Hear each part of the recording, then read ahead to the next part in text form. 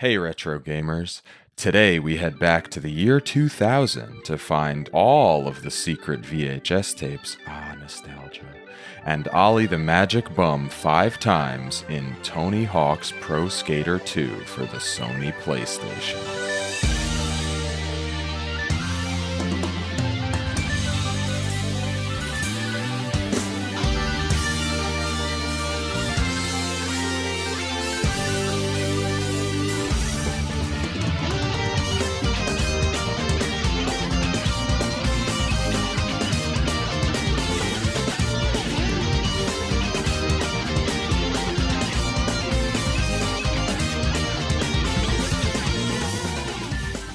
Hey, welcome to Smashing Bricks, a retro gaming podcast, a show about revisiting classic video games together to see if they hold up to the rose tint of nostalgia. This is episode 51. I'm your host, Eddie Inzauto, and today I'm joined once again by skate legend, Mr. Anthony LaBella. Hey, Anthony, what's going on, man? Hey, happy to be back. I tried to skateboard once in my life when I was, I believe, 8 years old, and it did not end well. That's just such a classic story. Never did it again. But I'm pretty good at virtual skateboarding. Virtual skateboarding, yeah. Yes, Yeah, I can so much virtual easier. skateboard just fine. Much easier. I feel like that is such a common tale. Just any human being trying to skate. A lot of times it starts with, oh, I'm going to skate. I bought a skateboard. And then ends with, ouch. And that's it. Yep, that's pretty standard. And I'm pretty sure I asked for a skateboard after playing Tony Hawk, so Yeah. I'm sure that's a popular origin story as well. Yeah, definitely. This franchise had a lot of influence over video games, culture, and people's personalities, really. People were influenced so much by this late 90s extreme sports revolution, the X Games and all that. But one more thing before we start. You've been streaming, or you were streaming, and then you took a break. You're going to be doing some streaming coming up? Yeah, I plan to get back into that again. I used to stream a lot years ago, and I started again earlier this year. And I plan to start again soon. I just moved recently. So if anyone wants to check out my streams, the Twitch handle is LaBella. Yeah, you posted a couple of them in the Discord for Smashing Bricks, and Yeah. being that it was like super late your time, it was definitely too late for me my time. Right. But yeah, I would love to be able to get on there and watch and talk with you while you're playing some stuff. Yeah. The plan is to play more Dragon Quest VII demo when I get back to it. Oh, nice. Okay. So Tony Hawk's Pro Skater 2. Epic franchise, right? And this is the second game. Oh, yeah. Why are we playing the second game? Because this was an Anthony pick. It was. Yeah, And so I think you had asked, or maybe I had suggested Tony Hawk, but then specifically the second one. yeah. Because manuals, I Mhm. feel, change everything. Manuals change everything, and we will revisit that statement pretty thoroughly, I think, later. But for now, we're doing Tony Hawk's Pro Skater 2 because of reasons, and the game was released in September 2000 on the PlayStation 1, the Sony PlayStation, and then across October, November, and December on Windows, Dreamcast, Game Boy Color, between North America and the EU. Just all in there. The September, October, November, December window on all those platforms. Then it came out on the Nintendo 64 and Mac OS later on in 2001. And the N64 version was specifically delayed to allow time for the first game to make more sales on that console because it was released 6 months later than it was on the PlayStation and other consoles, which is lame because I was a Nintendo 64 kid at that time. Actually, I was a GameCube kid at that time in 2001, right? Yeah. Right. This was a game developed by Neversoft and published by Activision, and it's a sports game. It's an extreme sports game. It's a skateboarding game, as you could probably tell from the Tony Hawk and the pro skater part of the title. Primary mechanics are doing tricks, doing lots of tricks.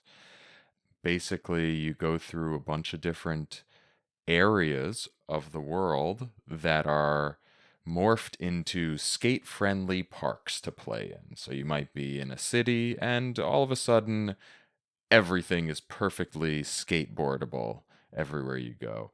And that's cool.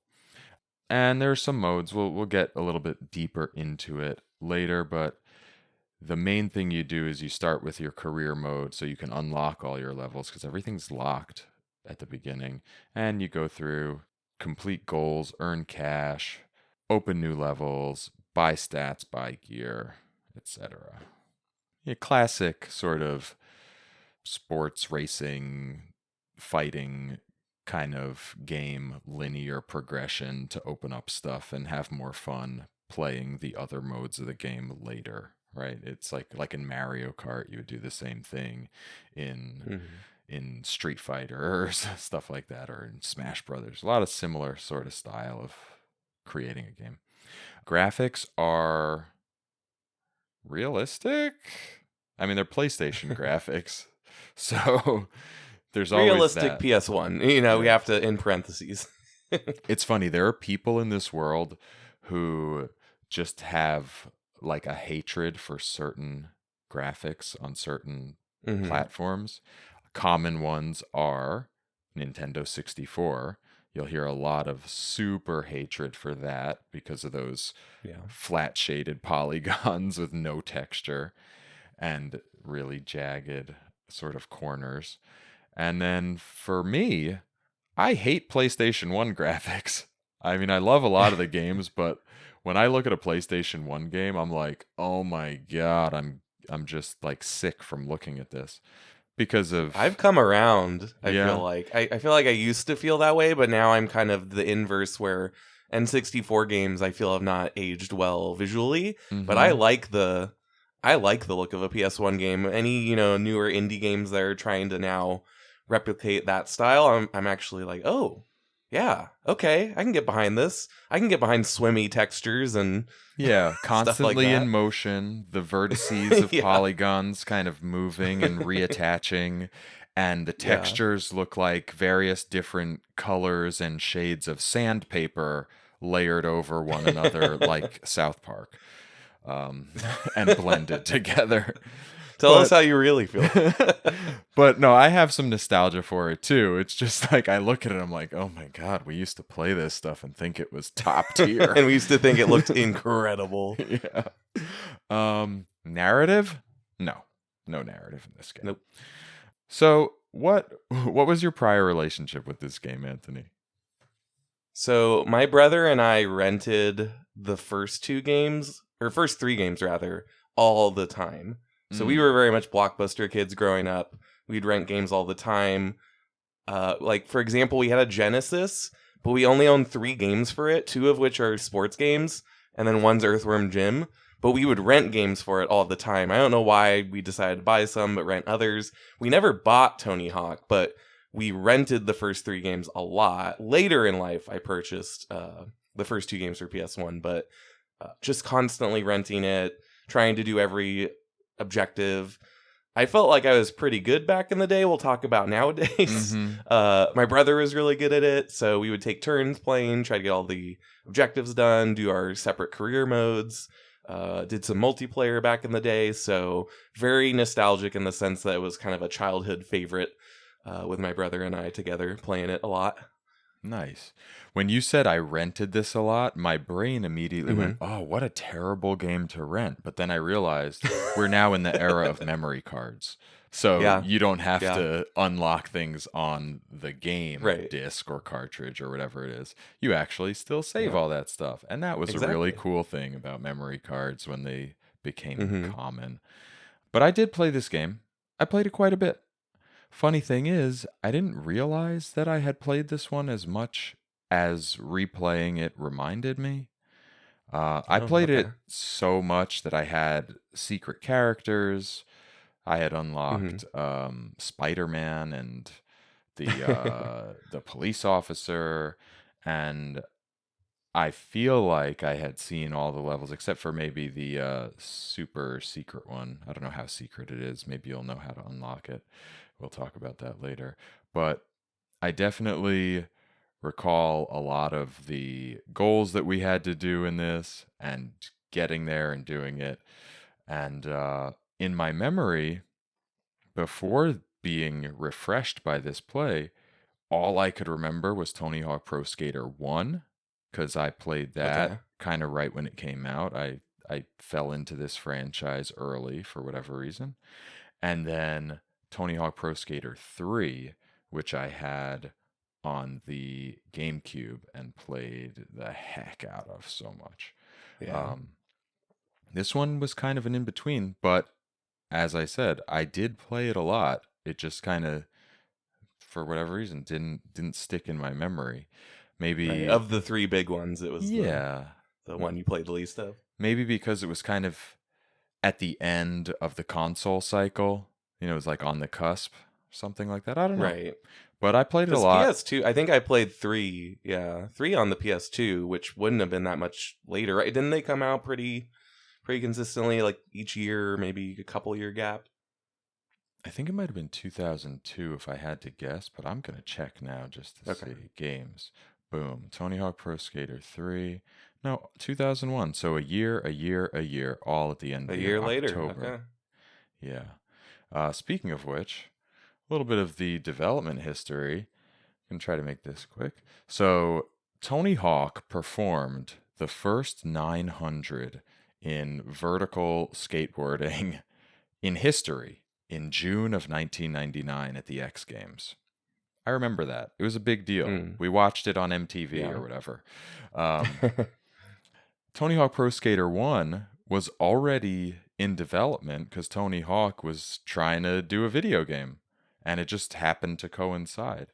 And that came out in September to runaway success and put Neversoft on the map for the first time. Before this, they had made two games nobody ever heard of, pretty much. But this was super successful. So immediately they're hiring. They're going to be making new games, including PlayStation 2 projects and Tony Hawk Pro Skater 2. Activision acquires Neversoft 5 days after Tony Hawk Pro Skater 1 is released. Oh wow.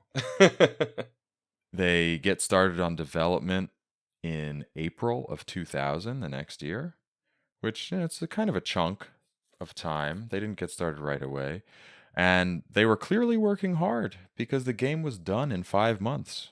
Less than a full year after the Wow. first game, which was September 29th, 99. This one came out September 19th, 2000. So that's quick, really quick turnaround. That's And a they, quick turnaround. Wow, that's impressive. yeah, it's almost like they just continued developing the first game in a way, Yeah. right? You know, it's on the same engine, a modified engine. Right. They added a few things. They touched up the graphics, they tightened up the controls, and they used it to make different kinds similar. The game is very similar to the first one, just kind of Hmm. expanded in all ways.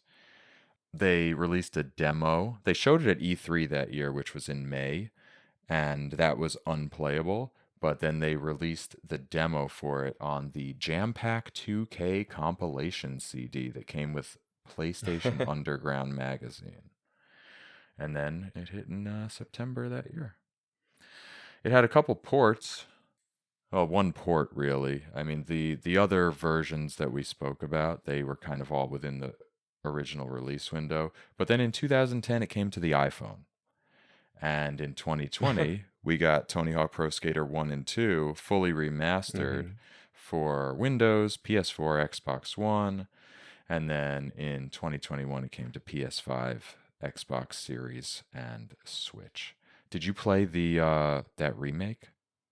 I did play a little of 1+2. I think the way they did it was they kind of combined all the levels of both games, so it wasn't very distinct what was 1 and what was 2. It was kind of one experience together. Hmm. Uh, I kind of this might be strange, but I kind of prefer like, oh, this is the campaign for 1, this is the campaign or career mode for 2. I didn't love that it was all together because I kind of wanted to see, I want to see the progression of from 1 to 2 and the different levels, and I kind of like that 1 doesn't have manuals but 2 does, so you can kind of see, wow, that was such a game changer. Mm-hmm. But it was cool for what it was. People seemed to really like it. It looked very nice. But Yeah, it looks I amazing. just prefer to play the originals for like the 2 separate experiences. I feel you on that. I think I would agree because I think we both appreciate the history of video. I mean, obviously, we're on this podcast, Yeah, right? otherwise, what are we doing here? Yeah. But yeah, I think actually a lot of gamers would feel that way too, just for that Mhm. experience. But a lot of gamers would appreciate the more refined 1+2 Yeah. experience. I still haven't played it, but I would like to. It just looks so crisp, and it kind of backports a lot of the later kind of features, right? Like you have the balance Right. You can use those stuff. moves in the levels from 1, which is neat. That is very cool. And you could probably see, more than 20 feet in front of you down the mall hallway in that one. No, they kept that for the no. Okay. Interestingly enough, this game, Tony Hawk Pro Skater 2, remains the best reviewed PlayStation game of all time on the original PlayStation. Wow.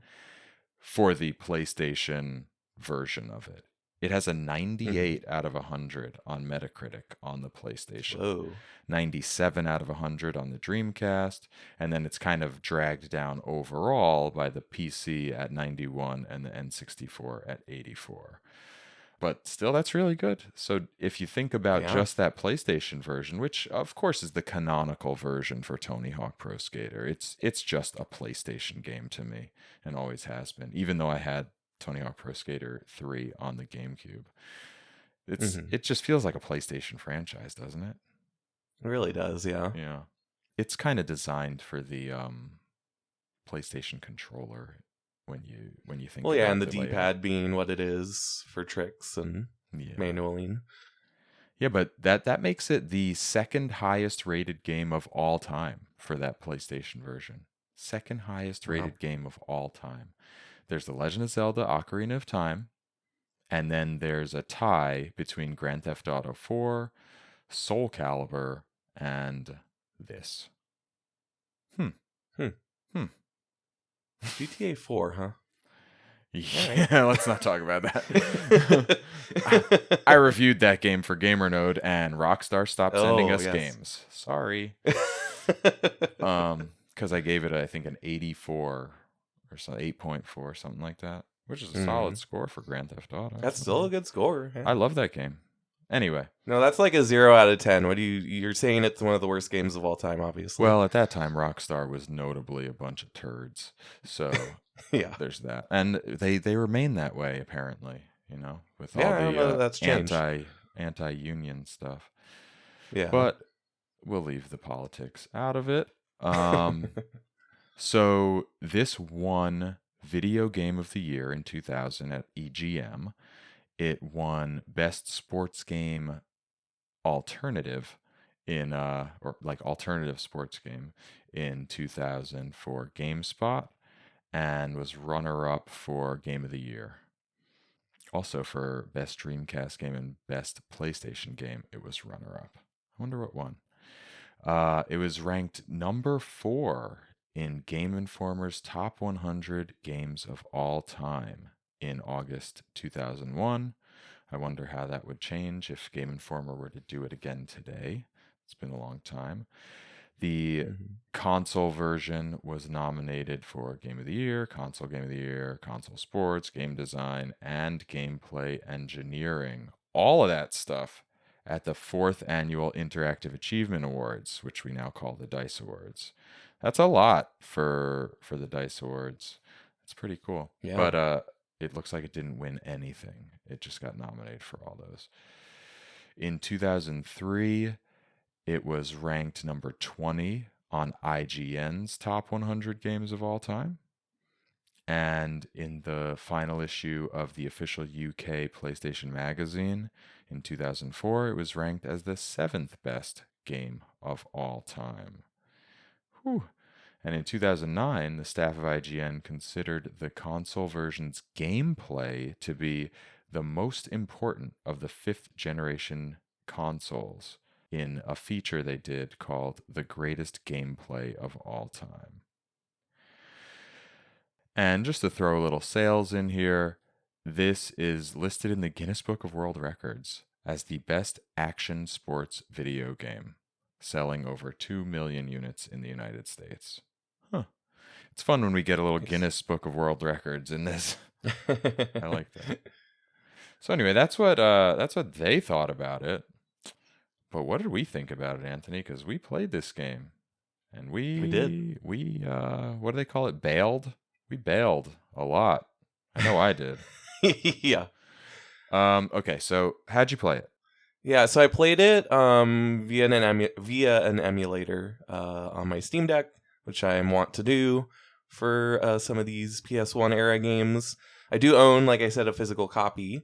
And my first thought, and you texted me about this earlier this week, was I'm way worse at this than I thought I was. I thought all the muscle memory would kick in, but it did not. Turns out it had been a while. I got better as I played. I definitely felt like I was in a comfortable spot after playing for a couple weeks, but oh boy, I struggled at first. I struggled at first, at middle, and at last. Man, I am not good at this anymore. And I used to, just dominate every level, every goal, easy. I used to get giant combos. I would score, like 100 something thousand. I could barely get the second high score thing in each of the levels this time. I don't know what was wrong with me. Maybe it has something to do with how I was playing. I was also playing on an emulator. I was using my Bluetooth 8-bit DOE controller. So I don't know if there was some sort of input lag or if I'm just not good anymore. I'm old. Yeah, I feel like the thing I found successful at a certain point, and I was kind of remembering, was grinding and manualing is the secret sauce for Yes. high scores. Yes. Where if you just keep a chain going, even if your tricks are repetitive at times or simple, if you can just keep that chain going and go from a grind into a manual, into a trick, into a manual, into a grind, you get ridiculous combos going where you've done one succession of tricks and you've already gotten the second or third highest high score for the level. Yeah. And funny thing, I played Tony Hawk Pro Skater 3 and 1 and 4 even a little bit, which I think I have never played before earlier I don't think today. I've ever played 4. And scoring high scores in 3 and 4 is a cakewalk still. Something about it. But 1, definitely not. And 2, definitely not.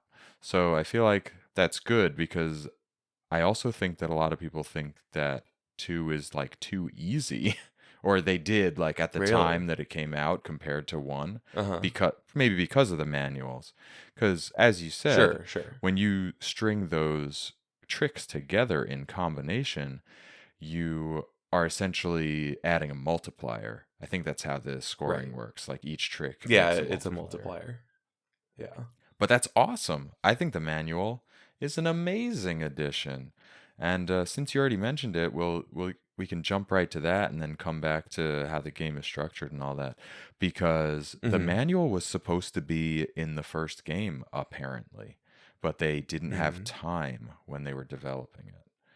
So the true Tony Hawk Pro Skater experience is, yes, with a manual involved. Did they have wall rides and wallies in the first one or no? Because I don't remember that, but it could have been. I don't recall that, but it's been a while since I've played 1. And I don't know what comes from, when I played 1 plus 2, I wasn't sure, what was 1, what was 2 in terms of mechanics. So if nothing else, that might be new. They didn't really use the wall ride to like specific effect in the first game, whereas in this one, wall riding is one of the goals in the second level. Right. You can wall ride to kind of jump up to higher areas. You'll wall ride and Right. then jump up. And this game's more vertical, I think, than the first one was. So there's Mm-hmm. that. They also added the big drop mechanic, which I read a little bit that people didn't love. Do you know what that Hmm. is?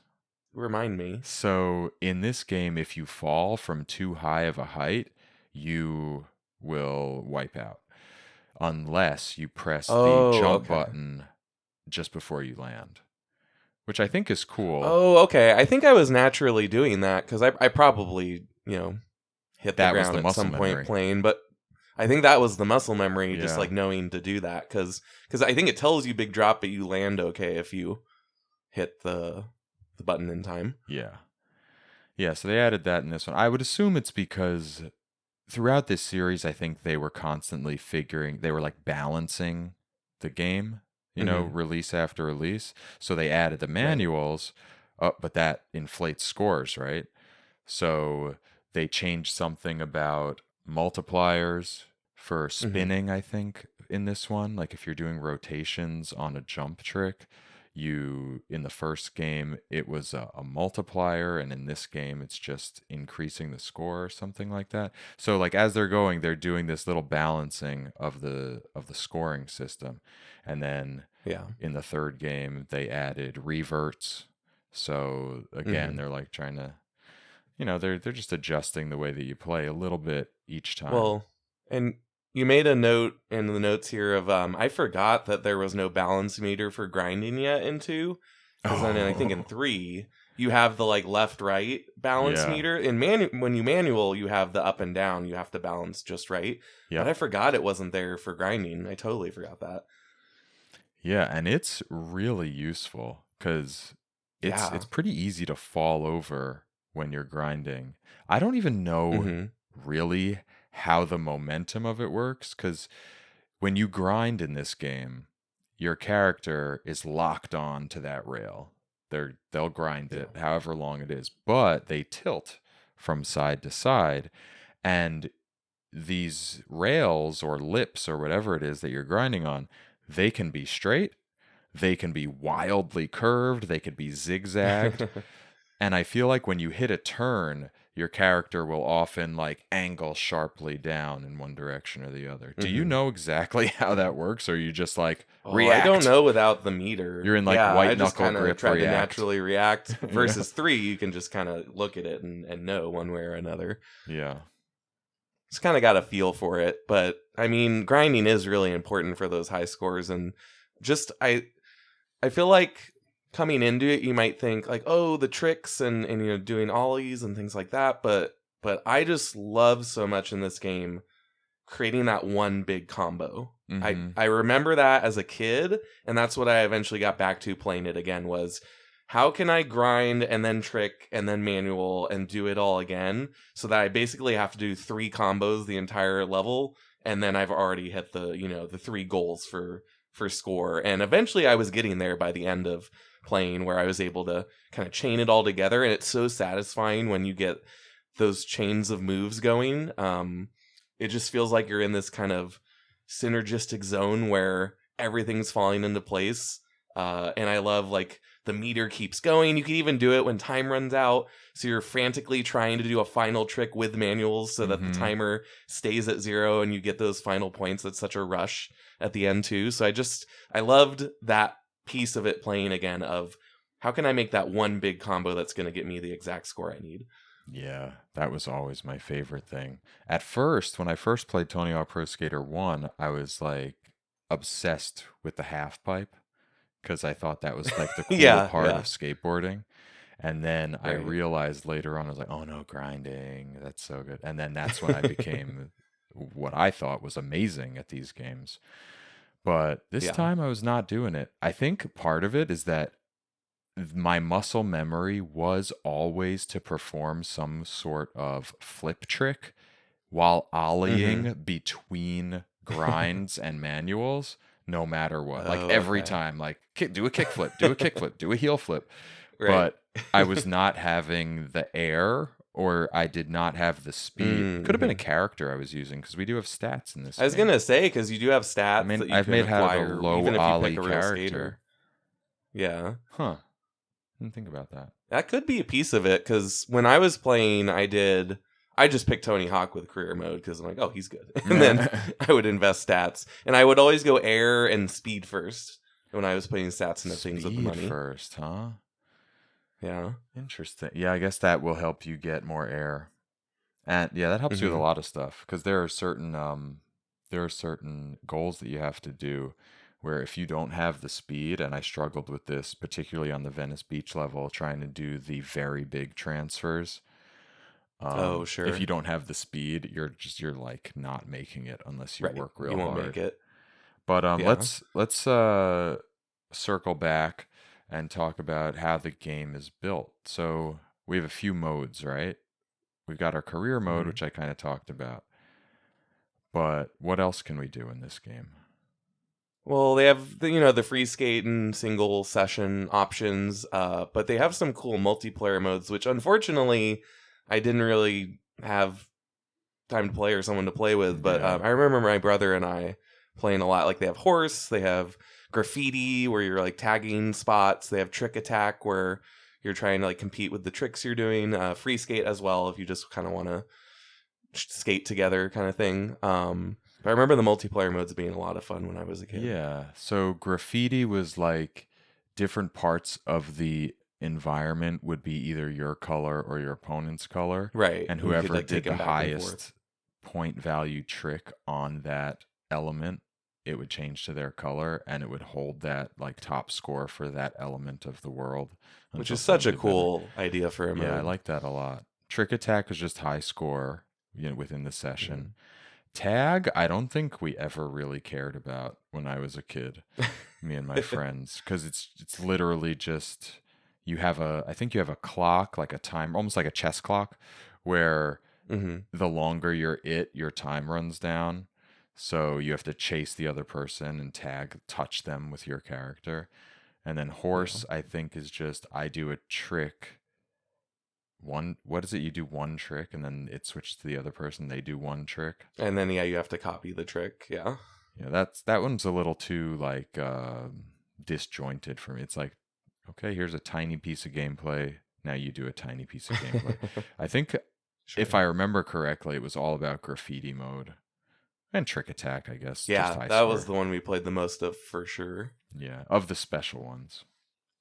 Yeah. Free skate, I think I would benefit from now, like just going into free skate Sure. for like an entire day before even trying the career And just get the mode. feel down. Yeah, get the Yeah, that controls probably would have been a just good right. strategy.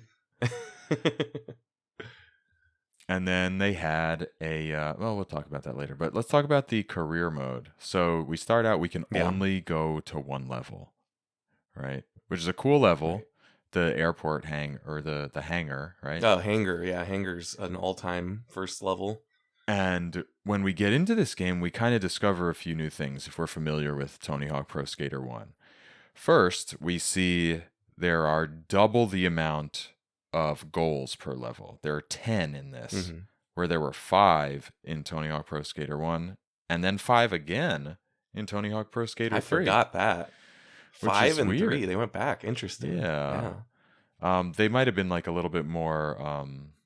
No, I can't even say that. They were like the same kind of goals, but there were just 5 of them, and there were 10 in this, Huh. which I think is really cool.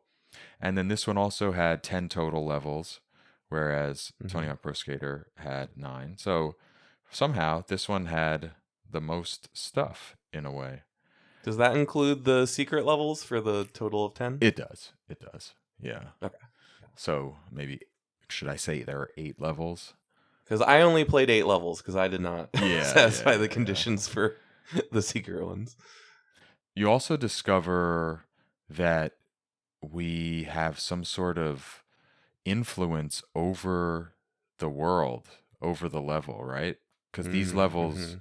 they have these elements that will react if you grind a certain spot or if you do a Mhm. certain thing, right? So, like for example, that first level, if you grind over the rotor blade, or what do you call it, the propeller that's on the wall, it opens up part of the wall and you can go into another little room. Or if you grind across the helicopter, Mhm. it flies away and things change.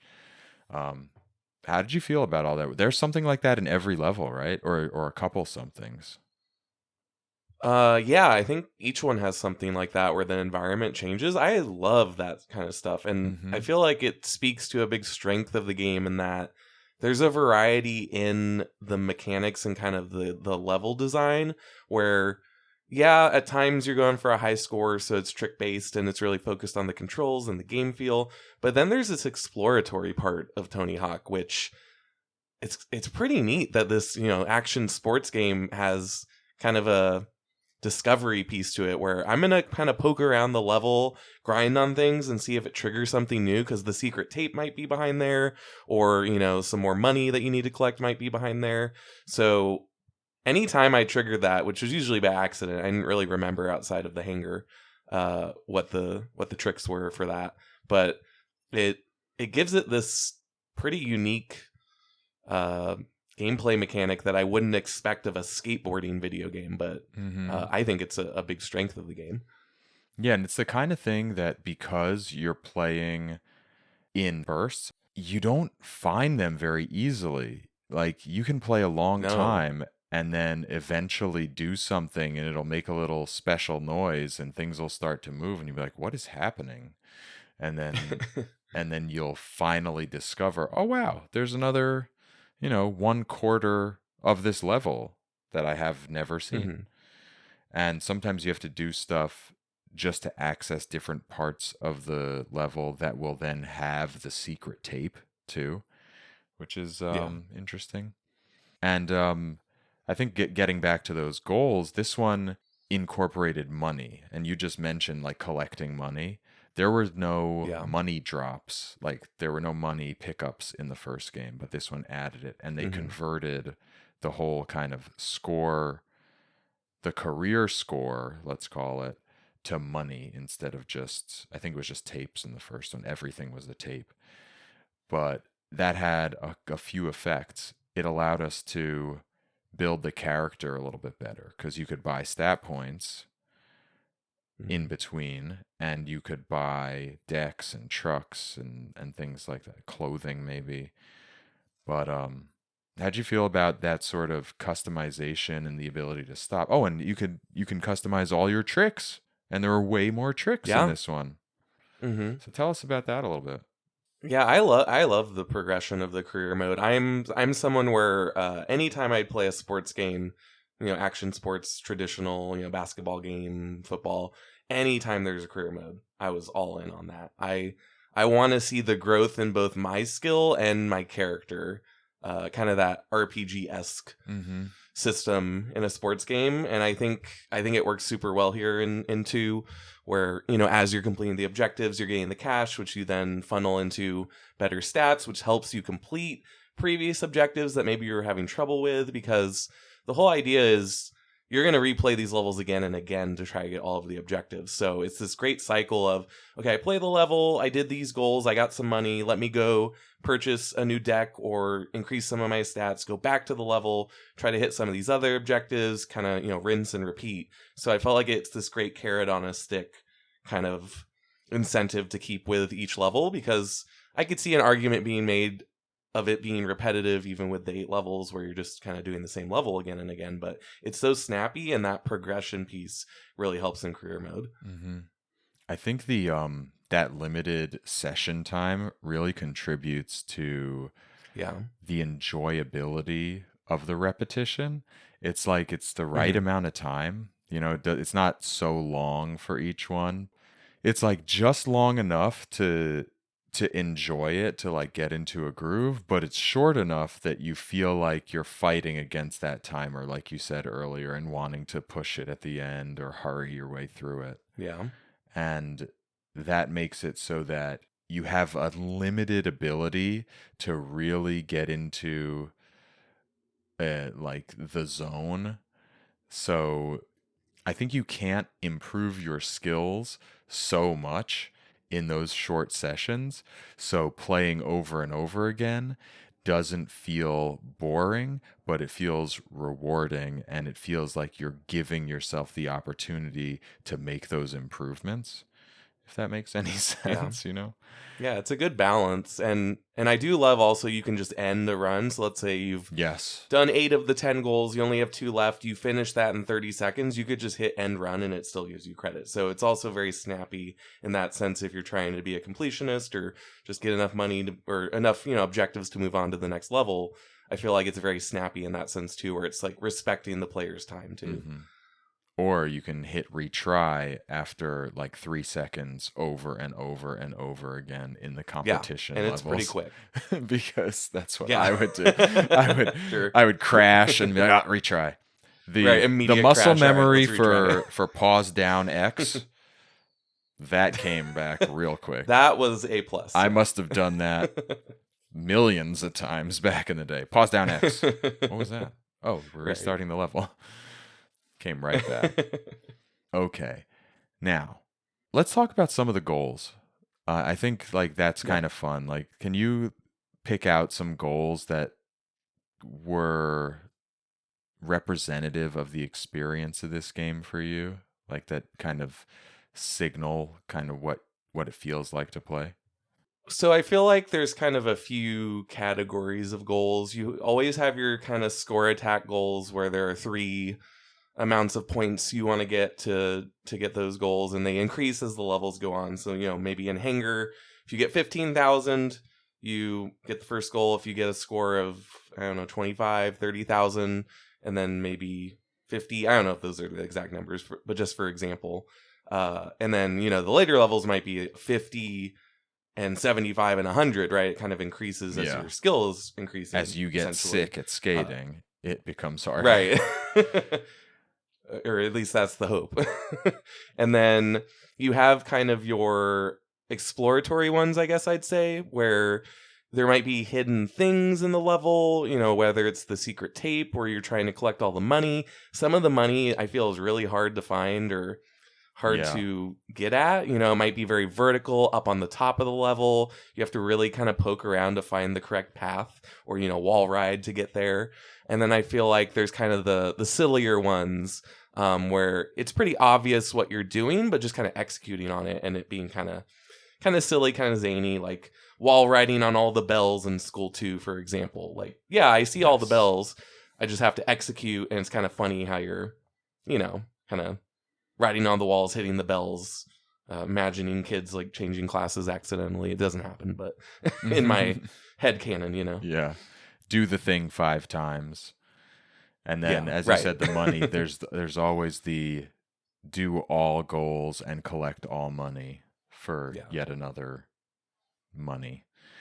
And the secret tape is always fun. It's always like in some really wild, hard to reach place.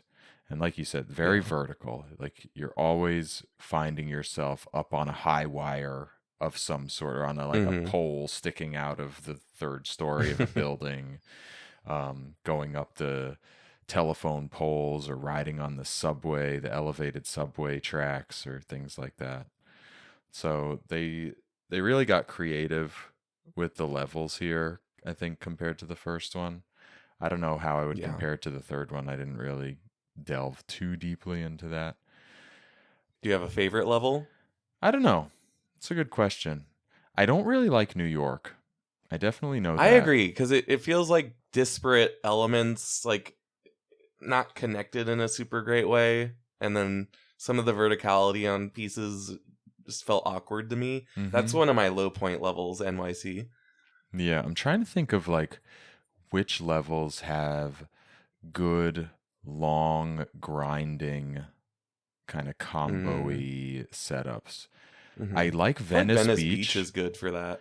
Yeah. See, I was going to say I like Venice Beach because it seems so real. Like it seems like a cool skate park. It probably is like right, you got the beach park right there, but I feel like it's good for combos, and there's lots of kind of gap jumps, or I forget what you call them, but like good grinding spots, good trick spots, big gaps that you can cover. I kind of feel like it's a jack of all trades in terms of how you can perform on that level. So I like Venice Beach a lot. Yeah. School 2 is okay. Philadelphia's pretty good. Oh, I love School 2. I feel like School 2 is the iconic Pro Skater 2 level where it's like all the personality of the game is in School 2, if that makes sense. Or the most personality, I guess I should say. The Where you got the guy on the golf cart administrator riding hitting around. you, and Yep. right, and you got kind of that silly goal, and it's like a good combination of kind of grinding at the beginning with some of the spots with the lunch tables and whatnot, but then a few spots for tricks, but kind of a more grind heavy level, I would say, and a more of a level sprawling. that's encouraging you to explore. Yeah. Yeah. Sprawling's a good word for it. Yeah, and that's another one where you're trying to get up high, get up on the rooftops a little bit for some of the well, there's the secret area if you jump up out of that one kind of courtyard up onto the roof. Yeah. Yeah, so there's Hangar, School 2, NYC. Hangar's Venice iconic. Beach. I love the Hangar as is a first excellent. level. But yeah, it's such a great first level. It's like such a copy of the warehouse in Tony Hawk Pro Skater 1. In 1, yeah. And I don't know, they're like the same thing to me, but I have more nostalgia for the first game, so I don't know, they're both really good. Those I really like the Hangar a lot. That might be my favorite level. Yeah. Philadelphia is decent. Then there are the competition levels. So that's another part of the career mode is there those levels we just said that have all the 10 goals, and then there are the competition levels where you just do 3 runs for score, trying not to crash. Different heats. And you take your 2 best scores and it goes up against the fake scores that they just make up for everyone else. And then you have for that Marseille, France, there's Skate Street, and then the bull ring in Mexico, which I didn't even make it to this time. I failed. Oh. I got to all the other bull levels. Ring's cool. The theme's really cool. I'm not a big fan of the competition levels because it's not that kind of the objectives it's just one note. Allow you to play it in different ways. It's very one note in the competitions. It's like, here's the thing you're doing tricks and you're getting score, whereas in the others I could be doing score and exploring and doing the wall ride, and there's more variety in that 3-minute run versus just tricks, do some tricks. Yeah. And I think that is the essence of Tony Hawk's Pro Skater is the non-competition levels and all the goals. Because it's funny because real skating competitions is more like those 3 levels. The competition. That's true. Yeah. But Tony Hawk's Pro Skater skateboarding is just iconically the other levels with the goals. So it's almost like it's where the level design is. It's where the developer's actually designing a level and thinking about where can you do the tricks, where is the secret tape, where are the grind spots. Like the level design in Pro Skater 2 is so good, and it's a weird concept to think about for a sports game, but that's one of its big strengths is they design these great levels that have a variety of objectives and things to do and places to go. All of that's lost in those competition levels, even if it is, more realistic. I guess there's an element of creativity in those too, just like there is in any sort of judged competition sport, like Olympic sports and stuff, where you're creating your tricks just however you want.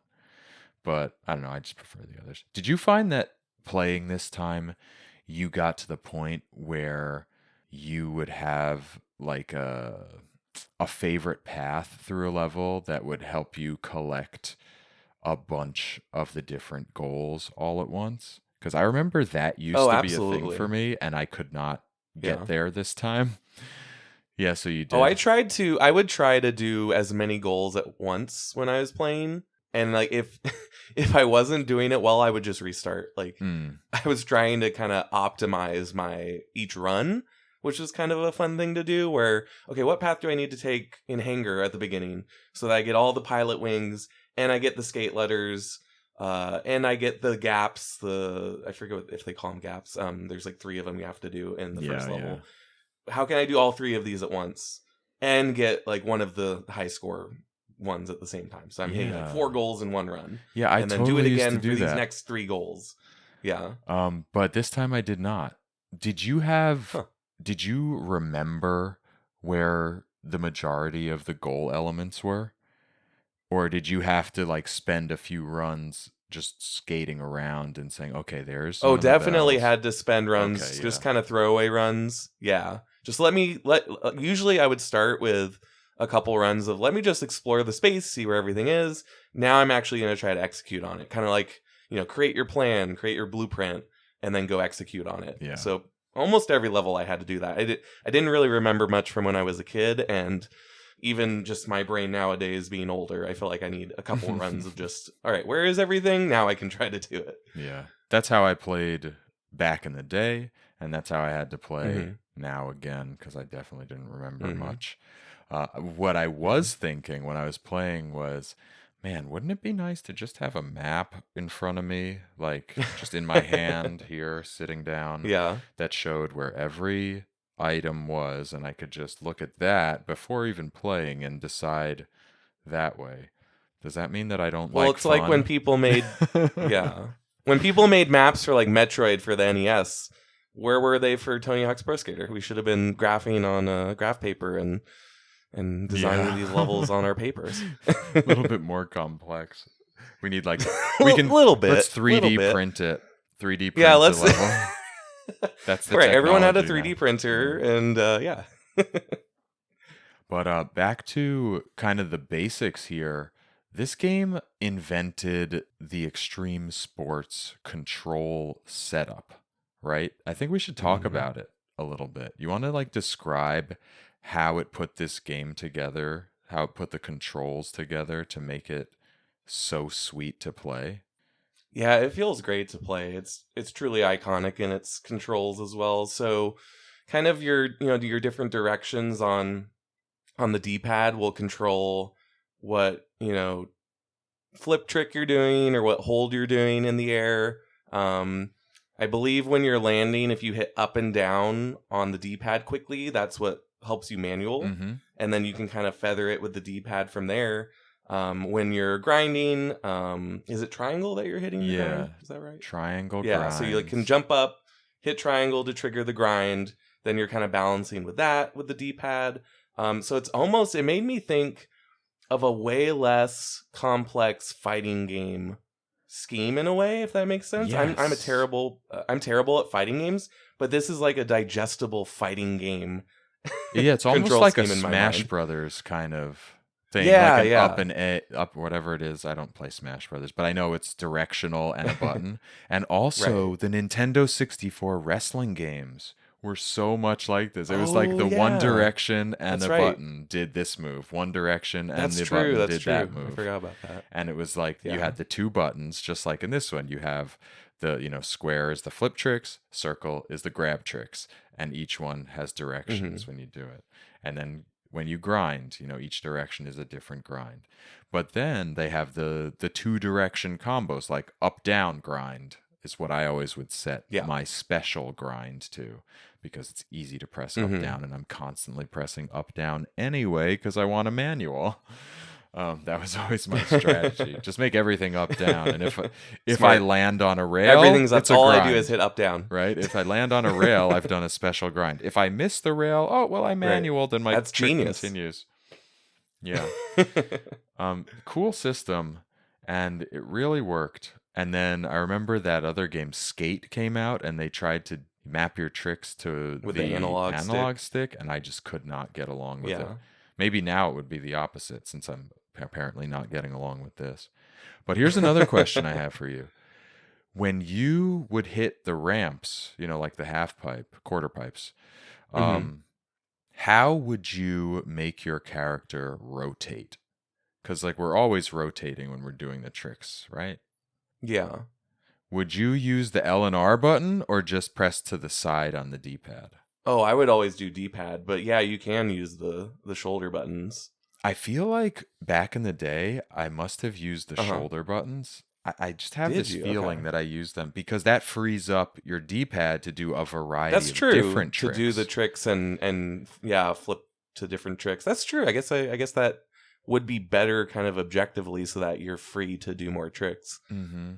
Because if you I do feel like I two repeated kick tricks flips, a lot. if you repeat the same tricks within the same combo, I think you points. get less and less return on them. You definitely do, yeah. And that's kind of my weakness, I feel like, is that that's why I wanted to always manual and then grind, because when I would just do half pipe, I'd be repeating the same thing again and again.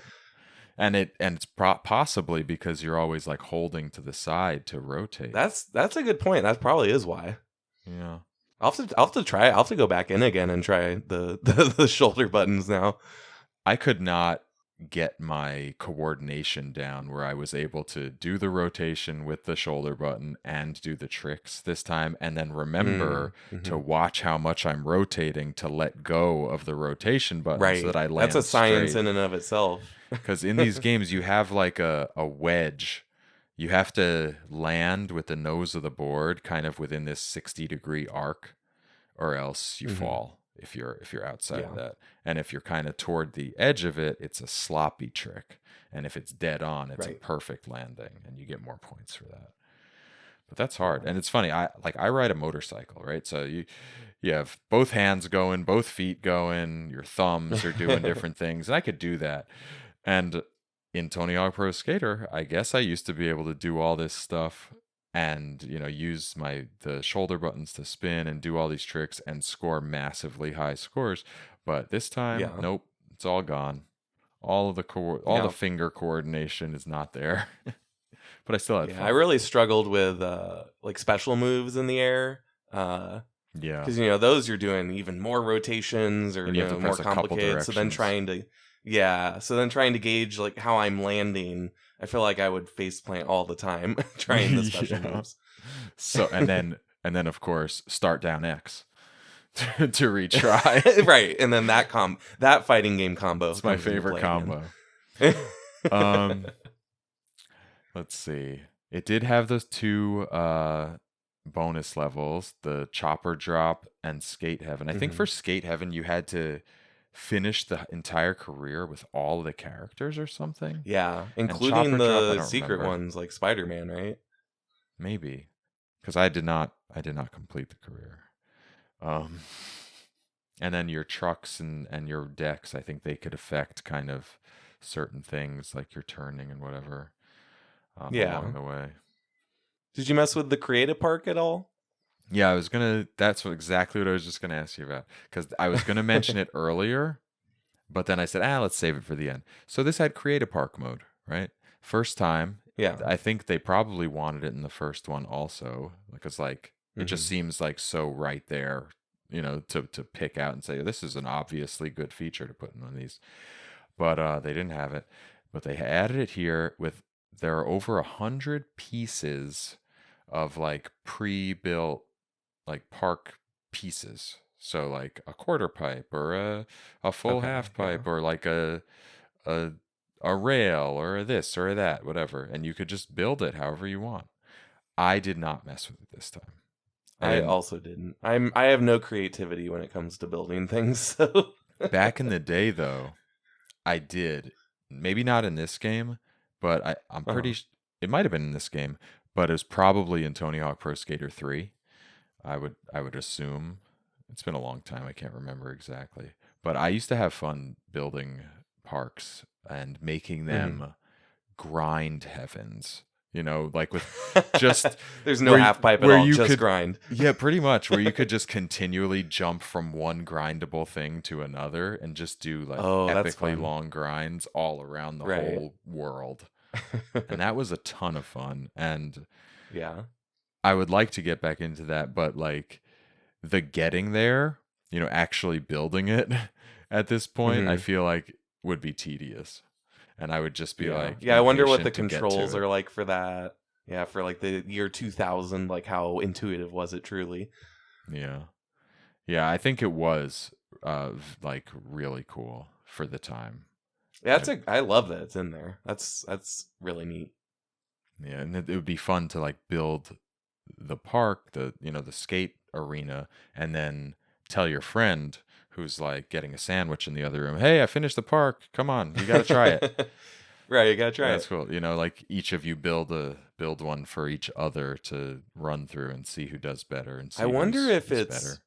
Yeah. I wonder if it's intricate enough. I love how sometimes there are old game communities that still share levels from games like that have those level creation tools. So then there's this, online community where, okay, through emulation, we're sharing these levels and stuff. I wonder if there's something like that for Tony Hawk. I bet there is for at least one of the games. I wonder how that would work. I could imagine here's a screenshot of my level editor. Just copy it. That sort of thing. Yeah. Like Uh, here's the parts I used, yeah. yeah. So that's cool. And one other thing that is super big with Tony Hawk Pro Skater games is the licensed soundtrack. Mm-hmm. Did you get Mm-hmm. down with this one? So it's interesting because I was trying to think back to Tony Hawk Pro Skater soundtracks because I guess in my mind I immediately go to kind of punk rock, emo rock is my first thought when I think of it, and that's Mm-hmm. not my preferred style of music. Like I think there's a Papa Roach song in here, Power Man 5000, and I would not go out of my way to listen to those. Like those wouldn't be on my iPod, back in the day. But like they fit this culture and this time period so well. But then there's also music like Guerrilla Radio by Rage Against the Machine, which I love Rage Against the Machine. You've got Bring Yeah. the Noise by Public Enemy and Anthrax, which is fantastic. So there's some bangers on here that I actually like. And then everything else just fits the time period and the culture so well, even if I wouldn't go out of my way to listen to it. So it feels so nostalgic listening back. I'm like, oh yeah, Power Man 5000, hell yeah. Even though I don't actually like Power Man 5000, I'm like, in here, You do while when I'm you're skating. hell yeah. Yeah. You're like one of those people, I only smoke when I drink. I only listen to Power Man Right. 5000 when I'm grinding. Right. Exactly. Yeah. I thought it was really good. I did not have nostalgia for this soundtrack for whatever Mhm. reason, except for maybe like Guerrilla Radio, maybe a couple Yeah. of them. But the same idea, like everything felt just so right while playing. I do Yeah. have tons of nostalgia for the soundtrack of the first game. Did that one have Ace of Spades? That was 3. Ace of 3 Spades has Ace of Spades, was Tony okay. Hawk Pro Skater 3. Yeah, and that one sticks in my mind real hard too because I played the heck Yeah. out of that. But the iconic Tony Hawk Pro Skater song for me, well, do you have one single iconic Tony Hawk Pro Skater series song, like the one song that stands out among all entries? Oh gosh, honestly, Guerrilla Radio Is in that this it? one, because that's also the song I think that plays on the like It's the FMV title song. video of them crashing out when you get to that video. But that one definitely, when I heard it playing this again, I went, "Oh yeah, okay, now we're playing Tony Hawk." Yeah. Okay. So, Ace of Spades came to mind too. That's why I asked. I was like, "Oh, I remember Yeah. Ace of Spades being like an intro song or something like that." Ace of Spades was a big one for me, but the main one for me will always be a genre that everyone loves to hate. Ska. Oh boy, ska. Is it Superman. like a 311 song or something? It's Superman. Oh, Superman. I think, who is that? Yeah, Goldfinger? yeah. Here I am, doing Right. everything I can. Yes, okay. Yes, oh my yes, god, I is love an that iconic song so much. It is like the epitome of Tony Hawk Pro Skater. That's a good pick, yeah. I still listen to it sometimes just for fun. Or like to do I want to say be obnoxious with other people? Like I'll just start it off with those drums. And people know what's coming. They're like, "Oh no, not again." Oh no, here he goes again. And then I get all hyped up and sing the song. But yeah, this one had a great soundtrack also. Yeah, it's good. Lots of good licensed music that I also fits it really love well. is there more than one? Because there's also Naughty by Nature, which is a rap group, and I also love because my brain went to like, again, punk rock, emo rock, but you have like some hip hop in here too, and the Naughty by Nature track's great. So they had some of that kind of interspersed throughout the series as well, which is nice. Yeah, and I think there was more of that as the series went on. I agree. Yeah, I feel like think the ratio shifted. Yeah, maybe the first game was like more kind of in a single direction, and then this one Yeah. kind of branched a little bit, and then later on they branched more too. Something like that.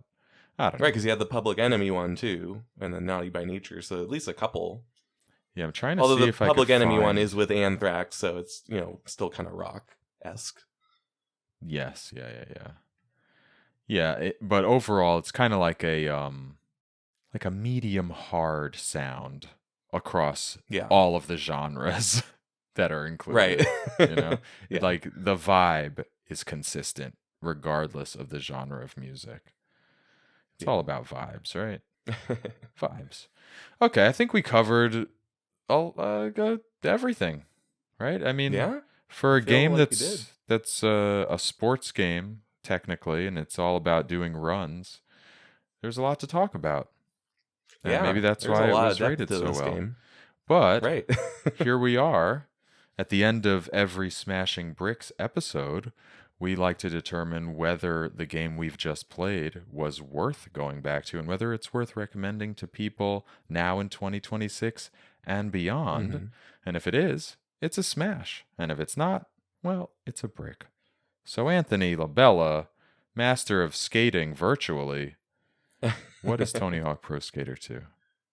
I'm gonna go hyperbolic here in that I've been on, several episodes of the show, and I think my favorite game that we've reviewed together was GoldenEye 007 because I have so much nostalgia for it and really love it. But if I had to go like the best game I've played for this show, I think Tony Hawk Pro Skater 2 is an all-timer. Like if you put that on a list of greatest games of all time, I would never bat an eye. It still holds up. It's still fantastic. Even if you don't play the original 1+2's, a modern way to check out the first couple games, but huge, huge, huge smash. Nice. Nice. You know you played Demon Souls on this show, right? Oh, So never mind. You fully Never mind. offended me. No. No. Hold on. The second best game I've played on the show. It is not better than Demon Souls. I'm sorry. You played some I'm sorry, solid Demon games. Souls. You played Tomb Raider. Yeah. And Wind Waker. Tomb Raider, GoldenEye.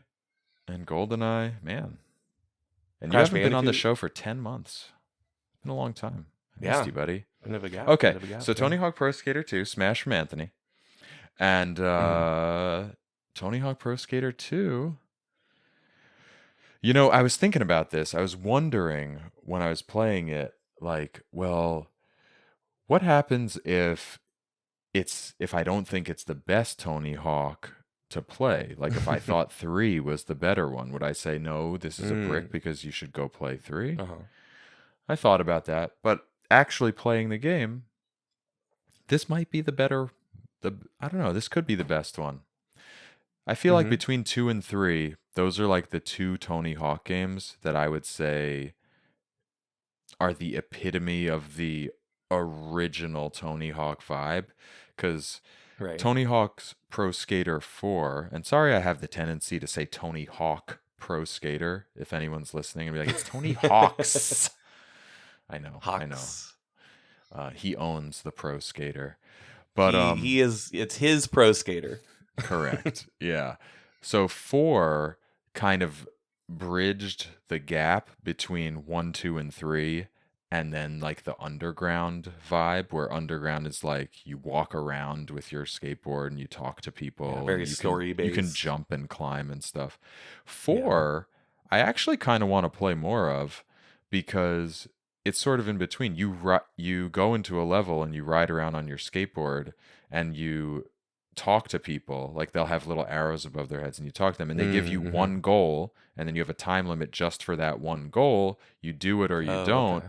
And then you go back to kind of a free skate until you see someone, and then you do their one goal. And I think that's a really good middle ground. So I want to try that. But as of now, 2 really proved itself to me to be a fantastic entry and kind of the platonic ideal of a Tony Hawk game, I guess, So I would say, yeah, it's a smash. It added that manual, was very important. It improved upon some of the level design and it added that editor. It's got the multiplayer modes. It's a really good game. It's solid. I don't know if I like the levels better in 2 or 3. But either way, I think they're all worth playing. What I did realize, having played this one and like revisiting the other ones, is that maybe the first one is not necessarily worth playing. I know we're only talking about one game, but I just have this urge to compare them and kind of like say how I feel, how they stack up against one another. I think Tony Hawk Pro Skater 2 does enough to improve upon the original formula and kind of do everything they really wanted to do with the first game, Yeah. that it should Makes be it obsolete, considered. maybe. Yeah, it should be considered kind of like the one to play, the one that represents what it wanted to be, and almost like Tony Hawk Pro Skater 1 is like the prototype version, even though that's the one that I have the most nostalgia for. But Sure. that is not the question. The question is Tony Hawk's Pro Skater 2 a smash? And the answer is yes, it is. Yes, I agree with Anthony. So with that, Tony Hawk's Pro Skater 2 is a smash and was/is worth revisiting in 2026 and beyond. Cool. Thanks everybody for listening and for playing along with us if you did.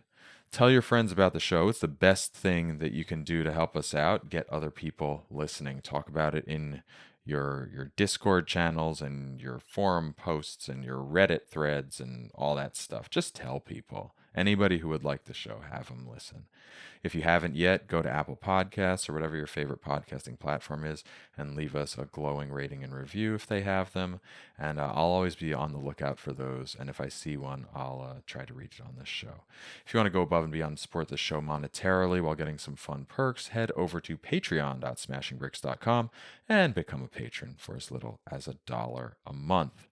Everybody gets a shout out and patron designation. And if you're a Fireflower tier patron, you get a bonus round episode every month that's just for you for at least a year before it comes out on the main feed. And you get to add games for the Power Up episode selections. So you get a lot of fun stuff. And then there's more as you go up, and you can go check that out at patreon.smashingbricks.com. As always, I would like to thank Tanuki level supporter Ms. Muso. Thank you, Ms. Muso. And go check out the Discord server, discord.smashingbricks.com. And you can find links to everything, plus Instagram, YouTube, Facebook, Twitter, all in the episode description and at links.smashingbricks.com.